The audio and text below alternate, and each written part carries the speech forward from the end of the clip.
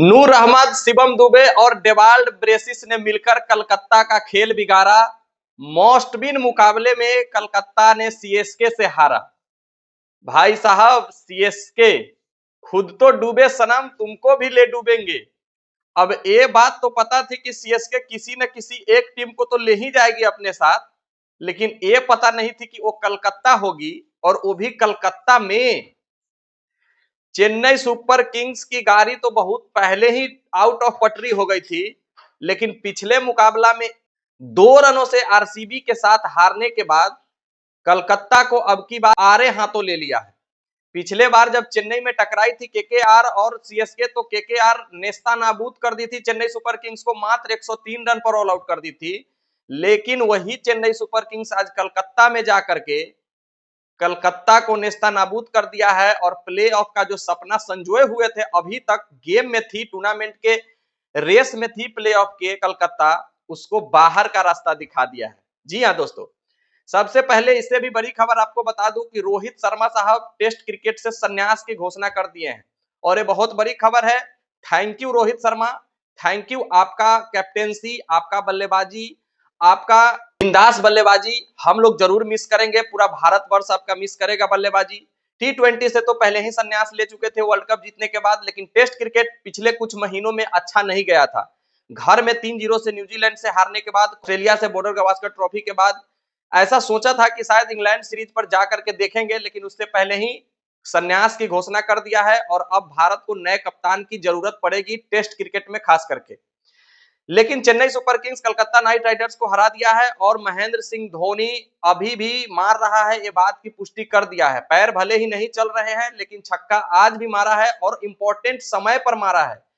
मुकाबले में तो आज भी टेस्ट मैच की तरह ही महेंद्र सिंह धोनी खेल रहे थे, लेकिन इंपॉर्टेंट था कि विकेट पर अड़े रहे। अगर 20 ओवर चेन्नई खेलती तो मुकाबला जीतती, अगर नहीं खेल पाती तो मुकाबला हार जाती।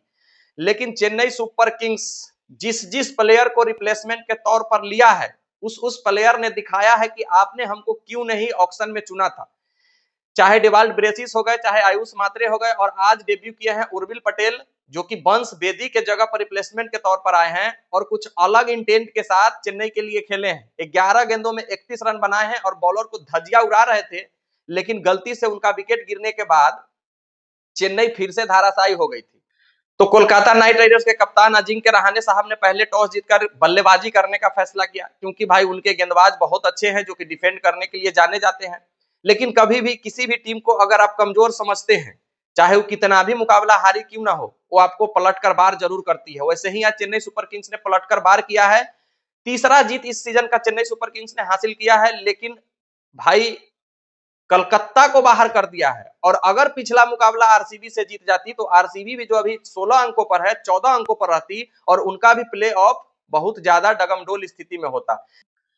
तो बल्लेबाजी करने पहले आए हैं कलकत्ता के लिए सुनील नारायण और रहमानुल्लाह गुरबाज। तो रहमानुल्लाह गुरबाज का विकेट तो जल्दी ही गिर गए हैं, लेकिन अजिंक्य रहाणे और सुनील नारायण के बीच जबरदस्त पार्टनरशिप हो रही थी कि भाई चेन्नई के नूर, जो कि कोहिनूर आप उनको कह सकते हैं, 4 विकेट हासिल किए हैं, और फिर से उनका पहला विकेट सुनील नारायण का जबरदस्त स्टंपिंग के तौर पर महेंद्र सिंह धोनी द्वारा आया है।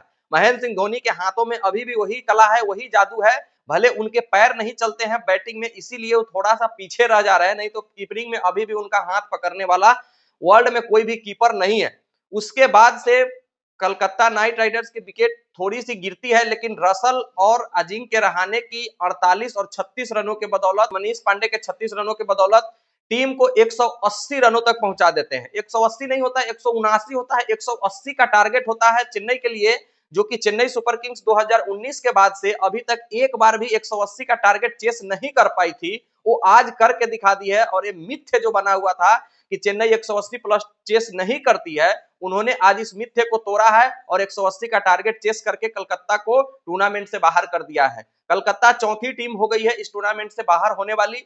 हालांकि ऐसे मैथमेटिकली लखनऊ भी बाहर है, लेकिन लखनऊ अभी भी 3 मैच जीत जाएंगे तो 16 अंक है, लेकिन इस साल 16 अंक पर भी लड़ाई होने वाली है, क्योंकि नेट रन रेट सभी टीमों का हाई फाई है। चेन्नई के लिए बल्लेबाजी करने आते हैं ओपनिंग में आज फिर से डेविन कॉनवे को मौका मिला, और आयुष मात्रे पहले ही ओवर के दूसरी गेंद पर आज आयुष मात्रे ने 0 रन बना करके चलते बने हैं, और दूसरे ओवर में ही डेविन कॉनवे का विकेट गिर जाता है। लेकिन उर्विल पटेल जो कि आज उनका डेब्यू मैच था, वो तहस नहस करने पर लगी हुए थे कलकत्ता के बॉलर को, चाहे मोइन अली हो चाहे वैभव अरोड़ा हो। उसके बाद से जब विकेट गिरना शुरू हुआ है तो मैच में कैसे रोमांच आता है और मैच कैसे पलटता है, ये देखिए। पावर प्ले में चेन्नई का 5 विकेट गिर गए थे, मतलब आधी टीम वापस चली गई थी और मैच जीतने के लिए अभी भी 120 रनों की जरूरत थी। और चेन्नई का बैटिंग लाइनअप कितना लंबा है आप इसी से सोच सकते हैं कि 5 विकेट पावर प्ले में गिरने के बाद भी 180 का टारगेट चेस कर लिया है।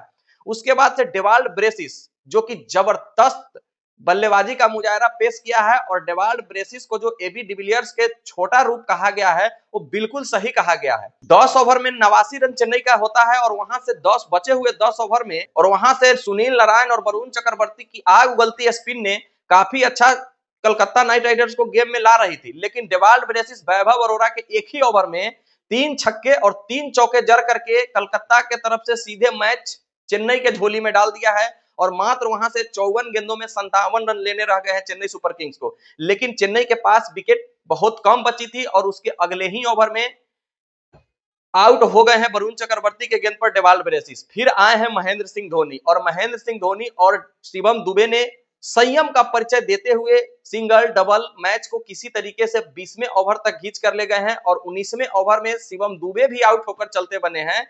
फिर नूर अहमद आए हैं, वो भी 2 रन बनाकर चलते बने हैं। अंतिम ओवर में 8 रनों की जरूरत थी और 2 विकेट मात्र बचे हुए थे। महेंद्र सिंह धोनी स्ट्राइक पर थे, आंद्रे रसल गेंदबाजी कर रहे थे।